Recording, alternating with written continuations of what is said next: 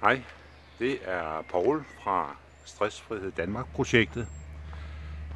Nu skal det jo ikke handle om mig hele tiden, så måske kommer du selv lidt for lidt ud. Så jeg tænkte, vi lige kunne gå en tur sammen her i Ishøj, hvor jeg bor. Og det er sådan et strandområde, hvor det er godt at komme ned lige og få tankerne lidt i ro, og hvor man bare kan gå rundt og nyde det lidt. Og det er samtidig det, vi gør med stress. Vi fjerner os fra det, vi tror, der giver os stress. Og så tror vi, at det, at vi fjerner os, det er det, som letter på det. Efter min mening, så er det ikke sådan. Det er igen et hjernetrik, hvor vi tror, at vi får stress af noget, og så går vi væk fra det, og så bliver vi efterhånden sådan lidt mere rolig og afslappet, og så er vi ikke så stressede mere. Men når vi så kommer tilbage igen på arbejde, jamen så starter det lidt forfra, og vi mærker alle de her symptomer. Og det er de samme mennesker, det er det samme lort igen, og så går der ikke så lang tid, før vi må ud og gå en tur til. Og jeg skal ikke sige, hvordan du skal gøre eller noget. Jeg kan kun fortælle lidt om hvordan jeg har det med det, og hvad mit syn på tingene er. Og det er, at det at gå en tur, løbe en tur, komme væk fra et eller andet, det er ikke det, der gør det. Det er mere det, at du begynder at føle dig lidt lettere indeni. At det ikke er så tungt, og dine tanker, de sløver lidt ned. De falder til ro. Du kan begynde at se solen mellem skyerne og alle de her ting. Ligesom det sker lige nu også, hvor solen skinner, og det er dejligt vejr. Så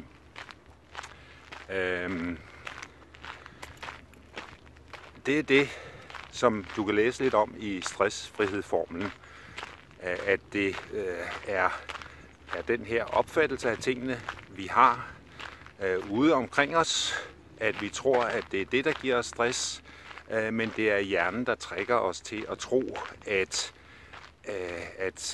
det derude, det er virkeligt. Det er det også på et fysisk plan, men på et mentalt, psykisk plan, der er det ikke. Der er der ingenting af det derude, der er virkeligt, fordi vores krop, vores sanseapparater, den er udadrettet. Den kan ikke se indad. Du kan ikke vende øjnene og kigge, hvordan du ser ud inden i. Du kan heller ikke mærke, normalt i hvert fald, at dit hjerte slår, og de her mange liter blod, de bliver fragtet rundt i systemet. Du mærker det ikke. Det sker helt automatisk. Så når du begynder at få de her symptomer, så kan du mærke det. Og fordi du ikke er indadvendt, om jeg så må sige, så tror du, det er det der derude, der gør det. Og det er sådan, at når vi ser, hører, føler, smager osv., så virker det som om det er omverdenen, men det vi mærker, altså den oplevelse vi får af det, det sker indeni. Så hvis du jeg havde nær sagt tænker over det, her kan du godt bruge hjernen faktisk. Det er sådan, at hvis du tænker over det her, jamen så mærker du jo ingenting uden for dig selv. Du kan kun mærke dig selv. Og det du mærker, det er nogle følelser. Altså hvis du synes om god natur og en kanon flot himmel og skyer og solen, der er ved at bryde igennem, og det giver dig en god følelse, jamen så tror du måske, at det er solen og det grønne græs og alt det her, der giver dig den følelse. Det er det ikke. Det er din hjerne, der laver sit sædvanlige trick. Det har fundet den her kasse frem, hvor der står sol, skyer, der bryder op mod himlen og grønt græs og så videre. Og det ligger i den kasse med gode følelser. Så når du er ude og se sådan noget her, så finder hjernen lynhurtigt de her film og billeder frem fra den gang du sidst havde den. Og det var gode følelser, så det spiller den. Den ved måske ikke helt, at det er gode følelser, men følelser, det er det i hvert fald. Og, så den sender nogle tanker afsted, den her hjerne. Og de her tanker, de giver dig så en følelse i kroppen. Og tilsammen så giver det en oplevelse. Så det er, hvordan du har det lige nu med det her for eksempel. Det giver dig en følelse, og så tror du, det er det derude, som du kan se der, der giver dig den der følelse. Og det er en fed følelse, så i modsætning til det, du oplever på dit arbejde måske, hvor de alle sammen er dumme, og chefen skælder dig ud, og de der arbejdsopgaver, det er også noget lort, og så videre. Der får du en dårlig følelse, så derfor må du hellere gå hen, hvor der er en god følelse. Men det er stadigvæk dig, der laver den. Det er din hjerne, der kører det her trick, den her misforståelse, som vi bare ikke ser, fordi vi ikke ser indad, men vi ser udad. Så det er lidt en forklaring på, hvad hjernen gør ved os, og hvorfor vi har det, som vi har det. Det er lige nu, det sker. Det er hele tiden. Vi får tanker hele tiden. Det kan vi ikke undgå. Men når vi først bliver klar over, at det er vores tanker, der styrer vores følelser, og det er det, jamen så har vi en mulighed for at opdage det her trick, som hjernen spiller med os. Og så kan vi gøre noget ved det. Og måden vi kan gøre noget ved det, det er, at vi kan mærke, hvordan vi har det. Det ved jeg godt. Det er vi mange, mig selv inkluderet, der ikke altid har været lige gode til.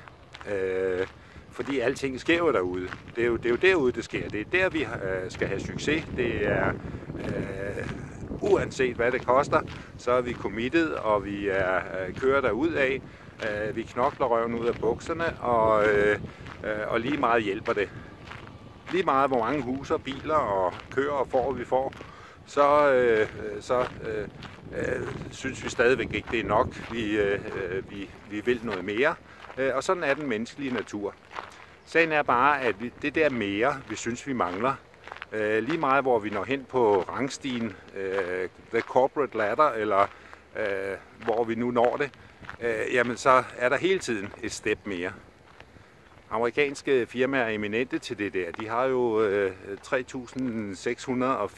3.634 trin på the corporate ladder. Og det er hele tiden med, at man helst skal forfremmes hver måned, ellers så er man en stor big failure. Og alligevel, så er der stadigvæk et trin mere.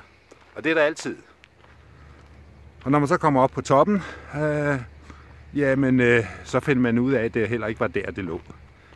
Og så kan man gå herned i Ishøj og sådan kigge på skyerne og huske dengang, man havde det godt. Det er måske 20 år siden, men lige pludselig så husker man det igen, og man kan slappe lidt af og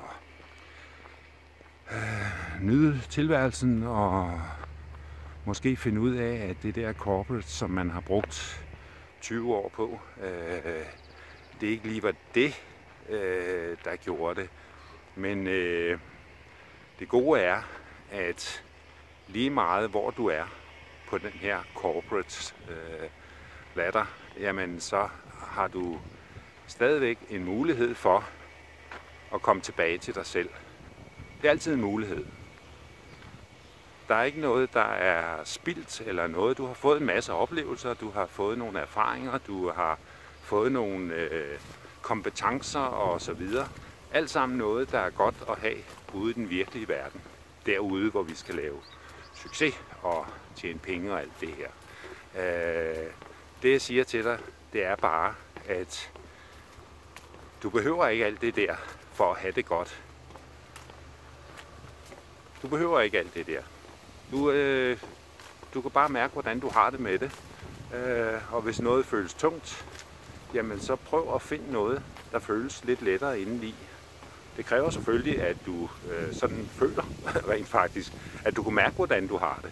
Og hvis du er vant til at gøre det, man bare skal gøre, eller hvad det nu måtte være. Vi skal altid stræbe, vi skal altid være perfektionistiske, og vi skal altid gøre, hvad bossen siger.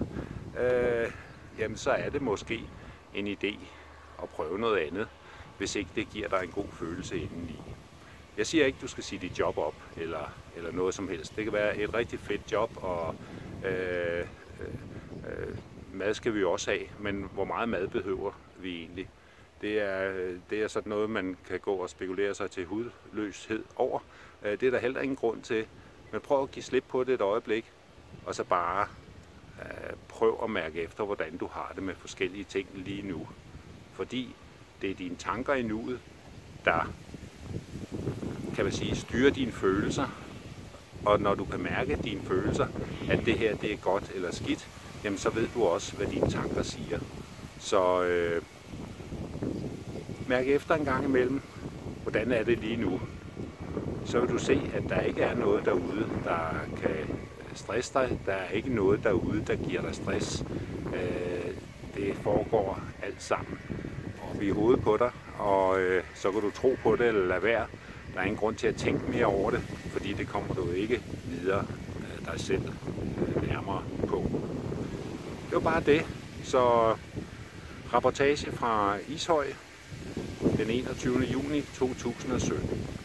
Kan du have en helt fantastisk dag. Hej.